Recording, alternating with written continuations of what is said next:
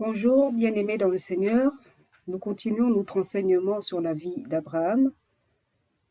Donc, dans l'enseignement précédent, donc la vie d'Abraham 4, nous avons vu à la fin de cet enseignement comment Abraham est rentré dans l'amitié de Dieu. Il est devenu vraiment un intercesseur. Il discutait avec Dieu et Dieu écoutait la parole qu'Abraham lui adressait. Dieu agit en faveur de Lot à cause de l'intercession d'Abraham.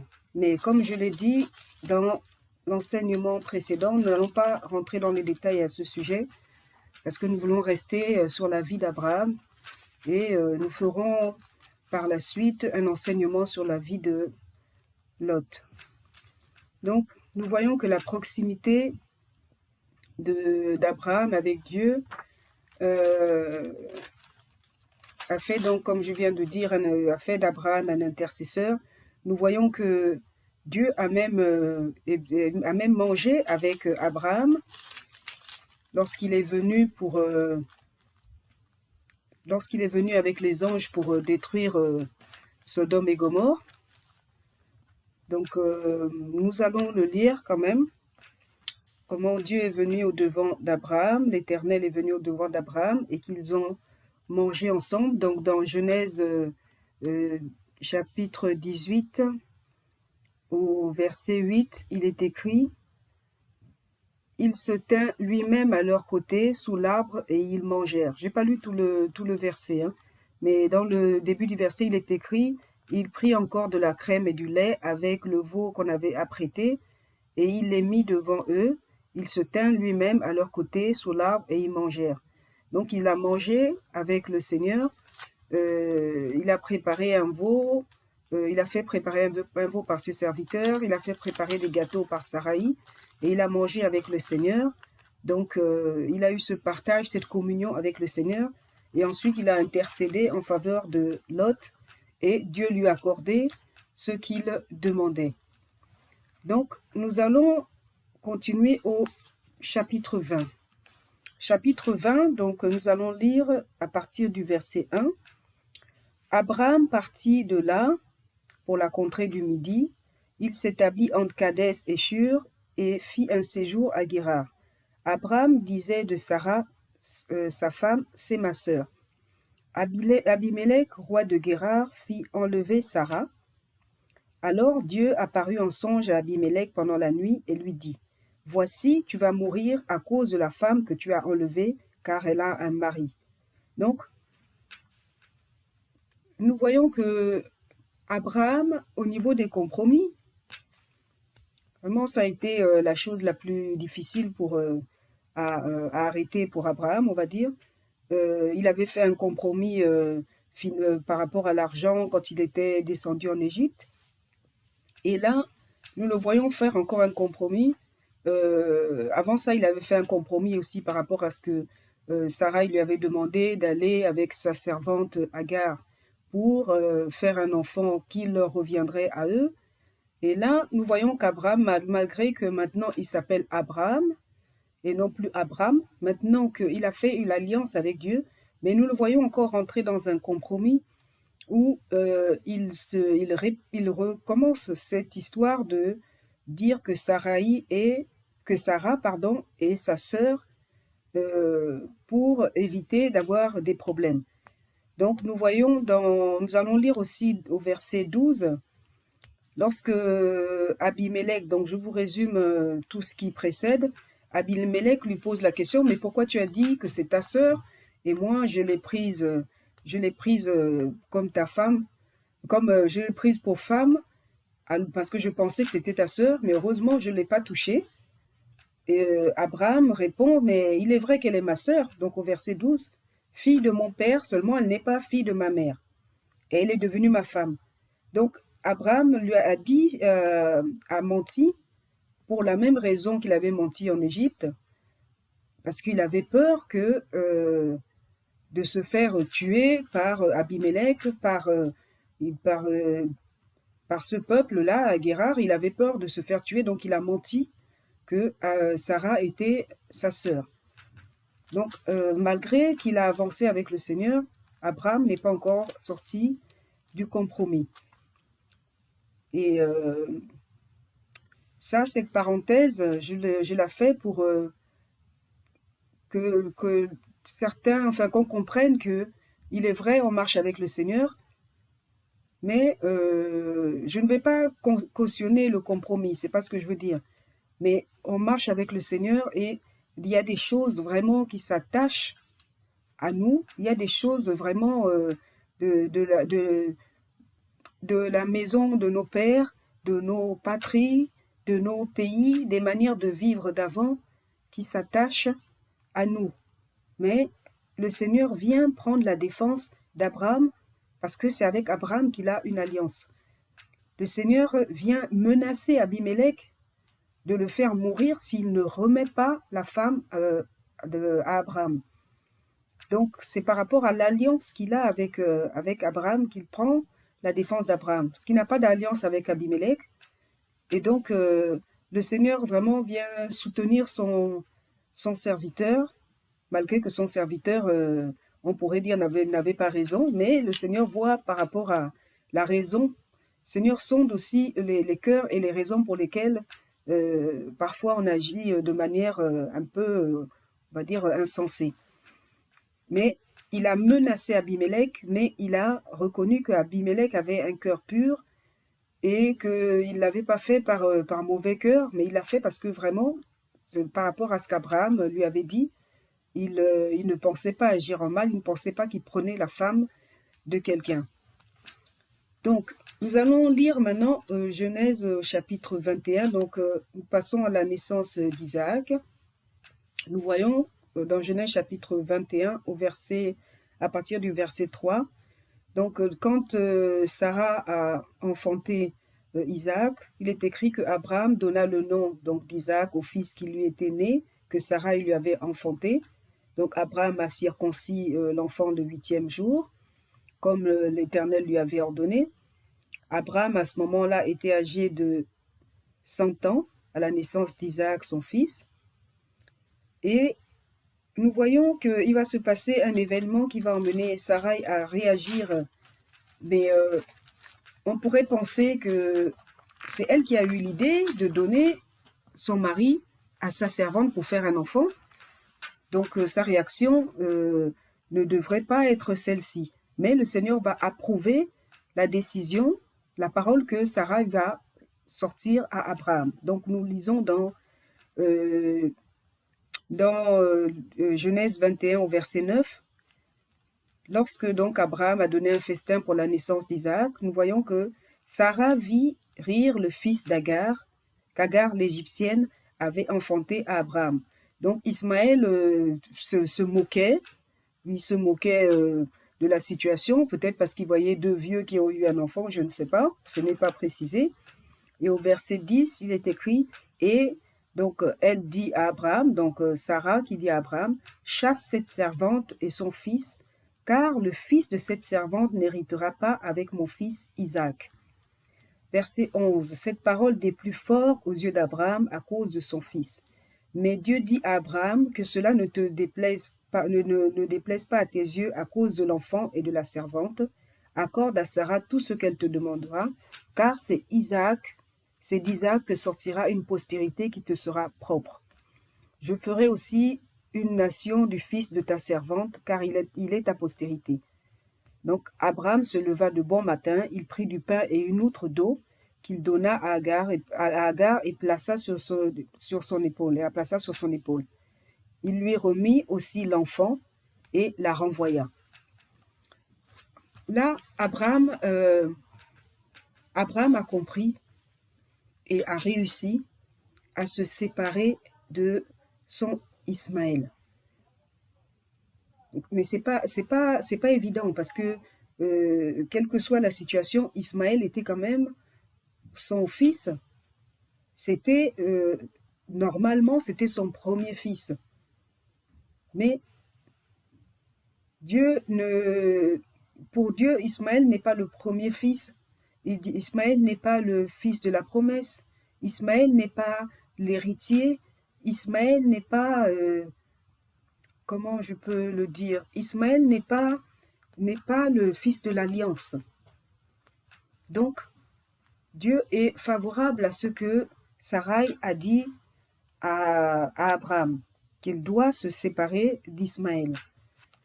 Et vraiment, bien des fois, nous avons du mal à nous séparer de nos Ismaël, de ce que nous avons produit par la chair.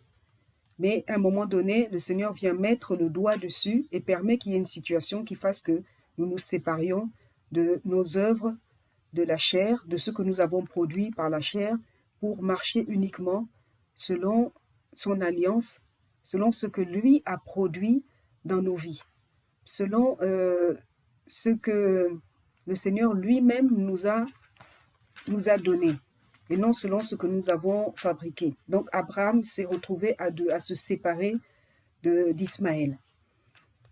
Donc nous allons maintenant lire la partie où Abraham a été mis à l'épreuve par l'Éternel, qui lui a ordonné d'offrir en holocauste son fils Isaac.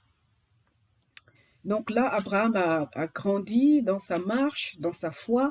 Il connaît Dieu de manière un peu plus profonde, et au point où Dieu lui demande un sacrifice qui est vraiment, après avoir envoyé Ismaël, donc Abraham qui avait 2 enfants, donc un selon la chair et un selon la promesse, il a renvoyé par obéissance à Dieu l'enfant selon la chair, et il se retrouve, Dieu lui demande maintenant d'offrir l'enfant de l'alliance en sacrifice.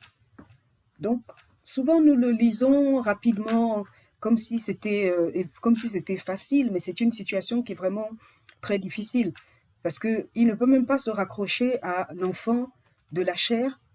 Donc, selon ce que le Seigneur est en train de lui demander, de sacrifier ce que lui-même Dieu lui a donné, ça fait qu'il n'a plus l'enfant de la chair, et il va perdre aussi l'enfant que Dieu lui a donné, l'enfant par lequel Dieu lui a promis qu'il aura une postérité nombreuse. C'est vraiment quelque chose de pas évident du tout, c'est vraiment quelque chose de difficile. Donc nous voyons que la foi d'Abraham est tellement affermie. Il connaît son Dieu, et donc quand Dieu lui demande ce sacrifice, Abraham va aller. Il ne va pas se poser de questions. Je pense qu'il n'en a même pas parlé à Sarah, parce que je pense qu'elle n'aurait pas compris. Parce qu'on peut marcher ensemble, on peut être dans le foyer ensemble, mais chacun de nous a son degré de foi. On peut être dans un groupe ensemble, mais chacun a son degré de foi. Chacun connaît Dieu à un certain niveau.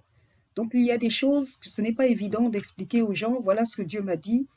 Et d'ailleurs, il est même déconseillé de dire aux gens, parce que les gens vont nous faire sortir de la trajectoire et nous emmener à désobéir, parce que ils ne peuvent pas comprendre. Personne ne peut comprendre que Dieu demande en sacrifice Isaac. Si Dieu avait demandé en sacrifice Ismaël, ça aurait été différent. On aurait dit oui, bon, parce que c'est l'enfant qu'il a eu dans la chair. Mais là, c'est Isaac dont il s'agit. Donc, nous allons lire dans Genèse 22, à partir du verset 1. Donc, après ces choses, Dieu mit Abraham à l'épreuve et lui dit, Abraham, et il répondit, me voici. Dieu dit, prends ton fils, ton unique, celui que tu aimes, Isaac. Vous voyez, la précision est faite parce que si Dieu avait dit, prends ton fils, tout simplement, bon, étant donné que Ismaël n'était pas le fils de la promesse, Abraham aurait peut-être cherché à aller récupérer Agar, et puis dire, bon, bah, donne-moi l'enfant, ramène-moi Ismaël, et il aurait peut-être voulu plutôt donner celui-là plutôt que son fils, comme Dieu précise, ton fils, ton unique, celui que tu aimes, Isaac. Va-t'en au pays de Morija, et là offre-le en holocauste sur l'une des montagnes que je te dirai. Abraham se leva de bon matin. Donc nous voyons que Abraham a été prompt à obéir. Il s'est levé de bon matin. il a sellé son âne et prit avec lui 2 serviteurs et son fils Isaac.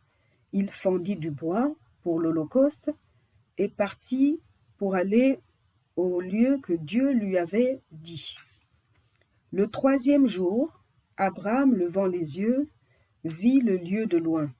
Et Abraham dit à ses serviteurs, « Restez ici avec l'âne, moi et le jeune homme, nous irons jusque-là pour adorer et nous reviendrons auprès de vous. » Abraham prit le bois pour l'Holocauste, le chargea sur son fils Isaac et porta dans sa main le feu et le couteau. Et ils marchèrent tous deux ensemble. On va d'abord s'arrêter là pour souligner quelque chose. Non seulement Abraham a été prompt à obéir, il s'est levé de bon matin, il a pris Isaac, qui était quand même un jeune homme, je pense qu'il était quand même assez robuste, alors qu'Abraham était vieux. Isaac n'a pas cherché à s'enfuir, malgré qu'il se posait des questions. Nous allons le voir par la suite, qu'il se posait des questions. Et il dit qu'il va adorer Dieu. Il n'a pas emmené un sacrifice pour adorer Dieu. Mais nous voyons que Abraham est parti avec Isaac, avec 2 serviteurs à qui il a dit de rester à un certain niveau. Il leur a dit de s'arrêter parce que lui, il allait monter avec Isaac pour adorer Dieu. Et Abraham est parti avec le bois.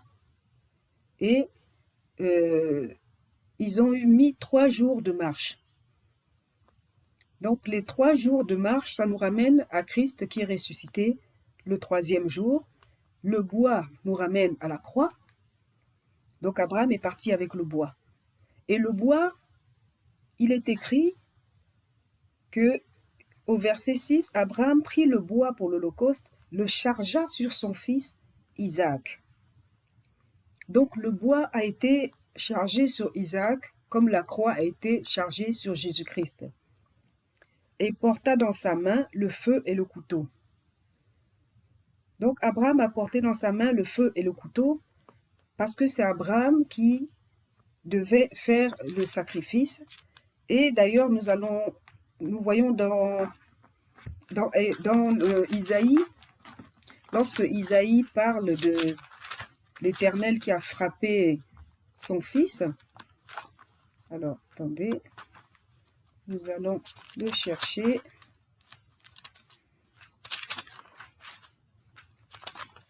Donc, dans Isaïe 53, nous voyons qu'il est écrit « Qui a cru à ce qui nous était annoncé?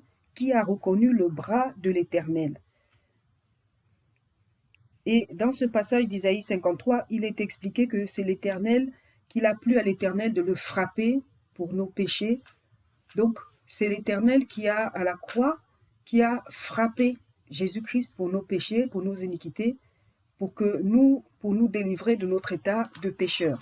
Donc, je vous invite à lire Isaïe 53, là où il est écrit que c'est la main de l'Éternel qui a frappé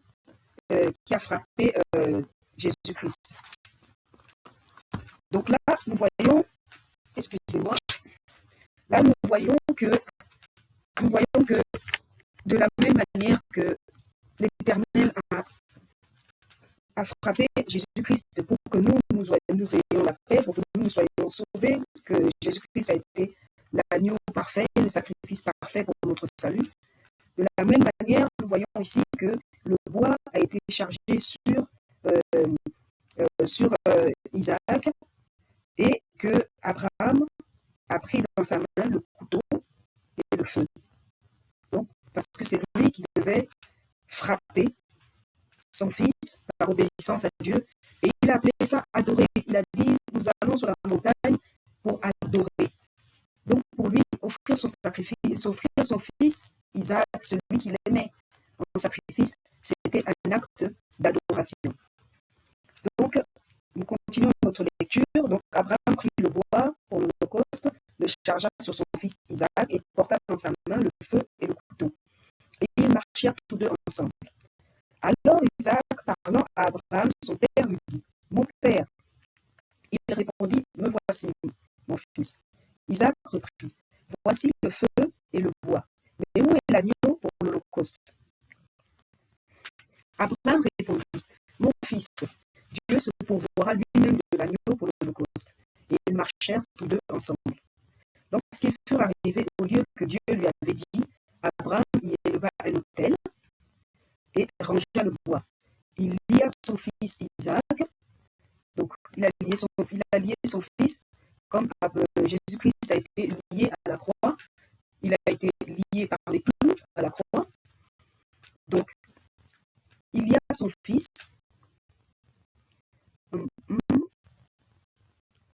il y éleva un autel, il arrangea le bois, et il lia son fils Isaac et le mit sur l'autel par-dessus le bois. Donc, Jésus-Christ sur la croix, lié par les clous. Puis Abraham étendit la main et prit le couteau pour égorger son fils. Alors l'ange de l'Éternel l'appela des cieux et dit, Abraham, Abraham. Et il répondit, me voici. L'ange dit, n'avance pas ta main sur l'enfant et ne lui fais rien, car je sais maintenant que tu crains Dieu et que tu ne vas pas refuser ton fils, ton unique. Abraham leva les yeux et vit derrière lui un bélier retenu dans un buisson par les cornes. Et Abraham alla prendre le bélier et l'offrit en holocauste à la place de son fils. Abraham donnait à ce lieu le nom de Jéhovah Jireh. C'est pourquoi l'on dit aujourd'hui, à la montagne de l'Éternel, il sera pourvu. Donc, vraiment, toutes ces paroles que nous venons de lire, c'est vraiment, ça parle de Jésus-Christ, du sacrifice qui va être fait très, très, très, très, très longtemps après, à la croix, à Golgotha. Donc, c'est le sacrifice. Dieu lui a demandé d'aller sur une montagne qui le montrerait. Jésus-Christ est allé, est mort, a été crucifié à la montagne, sur le mont Golgotha. Il a lié Isaac, Jésus-Christ a été lié par les clous. Il a chargé le bois sur Isaac, Jésus-Christ a été chargé de la croix. Il a pris le couteau et le feu et il s'apprêtait à frapper son enfant. Jésus-Christ a été frappé par le Père pour nos péchés. Donc là, vraiment, nous voyons toute cette histoire nous parle de sacrifice de Jésus-Christ qui aura lieu plus tard. Et on voit même les 3 jours, vraiment tout est détaillé, tout est là. Et c'est un peu comme Abraham, l'apôtre Paul expliquera qu'il a vu, il savait que le Dieu en qui il a cru est capable même de ressusciter les morts. Donc pour lui, il s'est dit, même s'il tue son enfant, Dieu lui ramènera son enfant par une sorte de résurrection. Et c'est pourquoi il a dit à ses serviteurs, nous allons pour adorer, puis nous reviendrons. Parce que pour lui, même s'il tuait Isaac, Dieu allait faire en sorte de ramener son fils, puisque Dieu lui a dit qu'il aurait une postérité nombreuse par Isaac, que c'était l'alliance qu'il faisait avec lui et sa postérité par Isaac. Donc Abraham n'a pas hésité, parce que maintenant, il connaissait son Dieu fermement, il a eu une foi ferme en Dieu, parce qu'il le connaissait. Quelqu'un qui marche avec, quelqu'un qui est un chrétien qui n'a pas cette connexion, cette profondeur avec Dieu, ne peut pas accepter de sacrifier quoi que ce soit pour le Seigneur. Là, on parle d'Isaac, là, on parle d'un enfant qu'il fallait offrir en sacrifice. Et des fois, le Seigneur va nous demander de nous séparer, par exemple, d'une amitié, nous séparer d'un travail, nous séparer de certaines choses, ou lui offrir ces choses, justement offrir ces choses en sacrifice. Et tant que nous n'avons pas une connexion avec le Seigneur, ce n'est pas évident. Ce n'est pas évident. Des fois, le Seigneur va nous demander de faire une offrande particulière à un frère, à une sœur. Le Seigneur peut nous interpeller pour aller donner un gros montant, par exemple, à un frère. Tout d'un coup, nous voyons, le Seigneur nous parle, ou on a une vision, ou on a un songe, le Seigneur nous parle de tel frère ou telle sœur qui est en difficulté et nous demande d'aller remettre tel montant à son frère ou à sa sœur.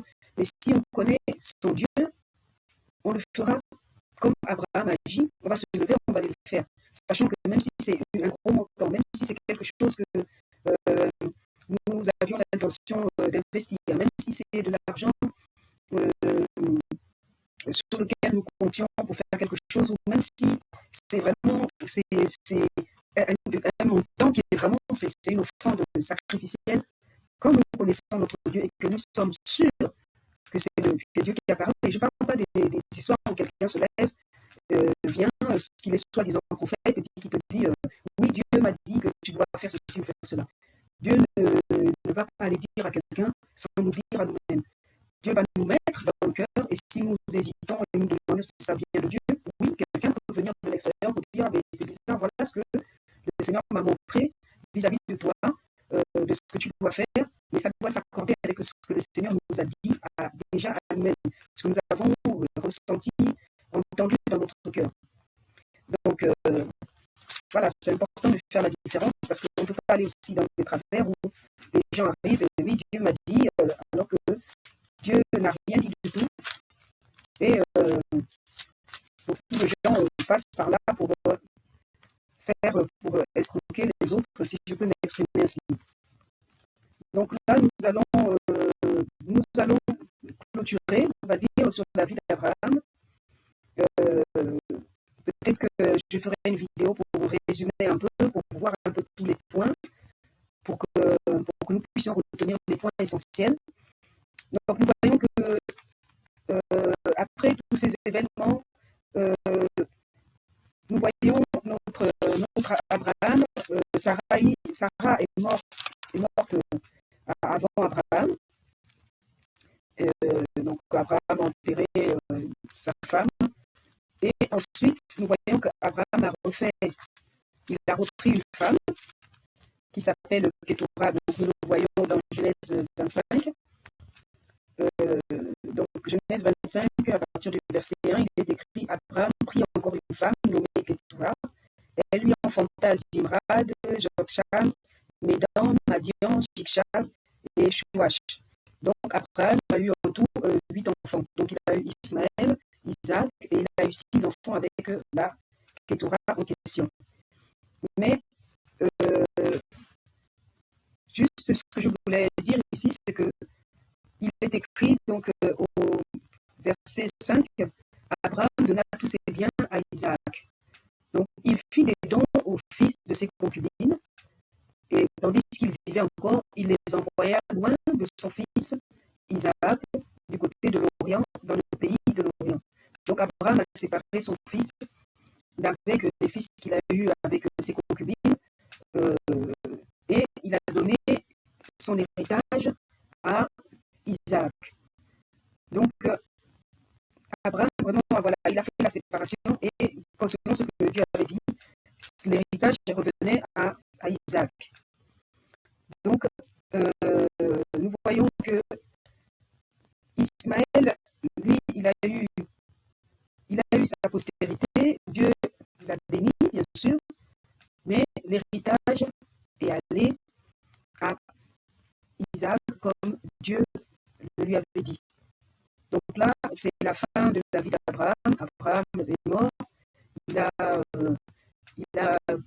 marché avec Dieu, vraiment, il a connu Dieu, c'est vers la fin de sa vie qu'il a eu vraiment la foi, une foi vraiment qui a fait qu'il a offert son fils en sacrifice, enfin qu'il a accepté d'offrir son fils en sacrifice, bien que son fils, que Dieu l'ait arrêté et puis donné un bélier à la place. Mais Abraham est arrivé donc au point où il a offert le sacrifice vraiment de quelque chose qui lui tenait à cœur. Il l'a offert à Dieu sans hésiter. Mais nous voyons que Abraham est mort. Et Abraham est mort à l'âge de... Alors, nous allons le lire ici. Abraham il est mort vieux, rassasié le jour. Et Abraham a vécu 175 ans. D'accord? Donc, Genèse 25 au verset 7. Et Abraham a vécu 175 ans. Donc, Dieu l'a appelé à 75 ans. Il a marché avec Dieu 100 ans.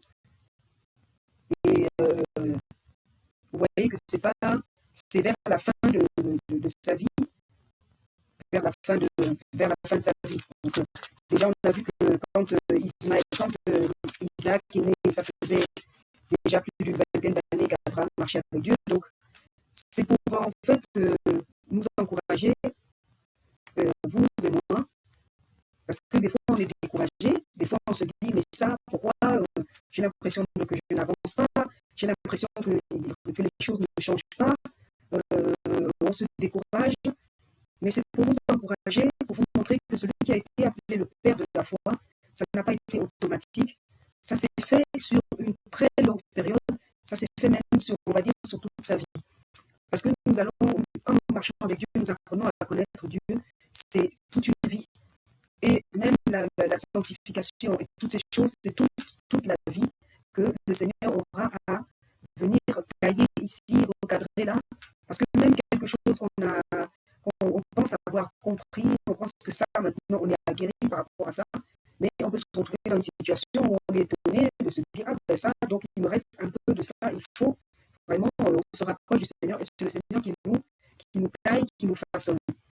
Donc, Dieu sait très bien, mais il connaît la fin d'une chose avant son commencement. Donc, quand Dieu nous appelle, il va jusqu'à faire une alliance avec nous. Quand Dieu a fait une alliance avec nous par Jésus-Christ, Dieu sait très bien qui est qui.